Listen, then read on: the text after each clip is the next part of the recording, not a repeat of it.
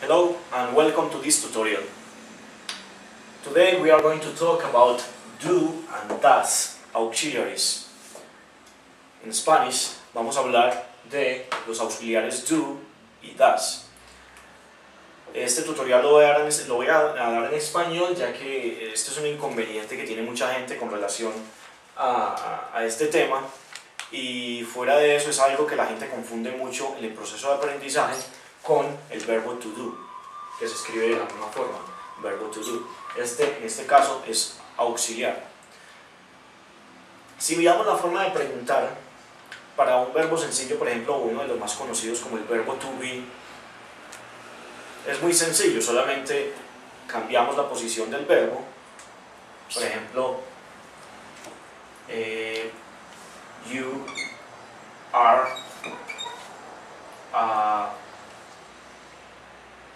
a singer. You are a singer. Ahora, si yo quiero preguntar, are you a singer? Yo solamente cambio la posición del verbo. Are you? Are you a singer? A singer. Y coloco, por supuesto, el signo de interrogación. Entonces, en el verbo to be es muy fácil. Are you a singer? Simplemente cambiamos la posición del verbo. Para usar el do y el das es diferente, porque esto se utiliza para el resto de los verbos. Entonces, para el verbo to be simplemente cambiamos la posición del verbo. Con el resto de los verbos usamos el auxiliar. Sencillo. Entonces, pongamos un ejemplo cualquiera. Digamos, por ejemplo, el verbo to work. Entonces yo digo, por ejemplo, you work in a factory. You work in a factory. ¿Cómo hago una pregunta en este caso? Simplemente le agrego el auxiliar. Do you work in a factory? Y coloco, por supuesto, el signo de interrogación. Sencillo. Ahora, para terceras personas usamos el das. Entonces, digamos que estamos hablando de Sandra.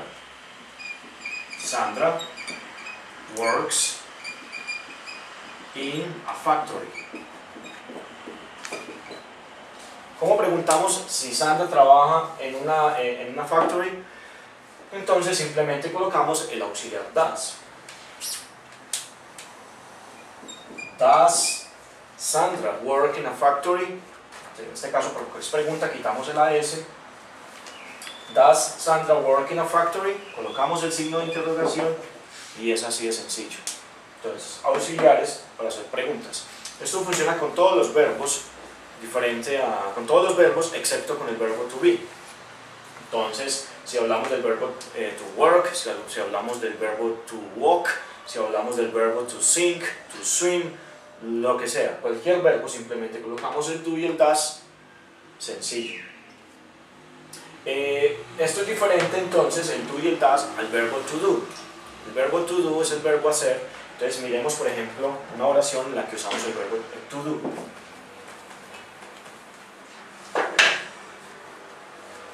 En el mismo caso hablamos de you do your homework.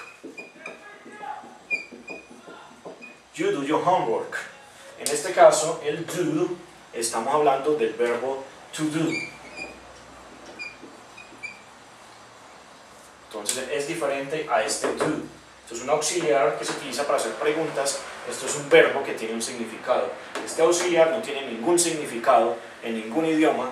Es solamente un auxiliar para poder hacer una pregunta.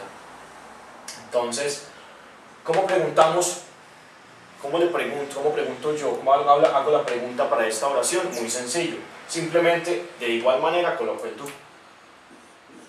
Do you do your homework? Signo de interrogación al final. Este do es el auxiliar. Este do es el verbo to do. Nada que ver el uno con el otro. ¿Sí? Y funciona de la misma manera. Si hablamos de Sandra otra vez, les decimos Sandra does her homework.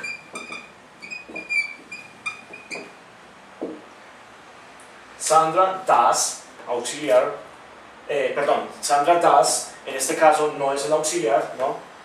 aunque se ve igual, pero no es el auxiliar. En este caso estamos hablando del verbo to do, que para terceras personas también se escribe does, ¿sí? Entonces, Sandra does her homework. Ahora, ¿cómo preguntamos si Sandra hace su tarea o su trabajo de casa, que es lo que significa homework? Simplemente le agregamos el auxiliar. Does Sandra, o lo más separado, does Sandra, cambiamos este porque es para pregunta, vuelve a su estado natural, el verbo, colocamos en do. Does Sandra do her homework? Entonces, ¿qué tenemos aquí? Auxiliar does y verbo to do, que es el verbo hacer. Nada que ver con auxiliares este de acá.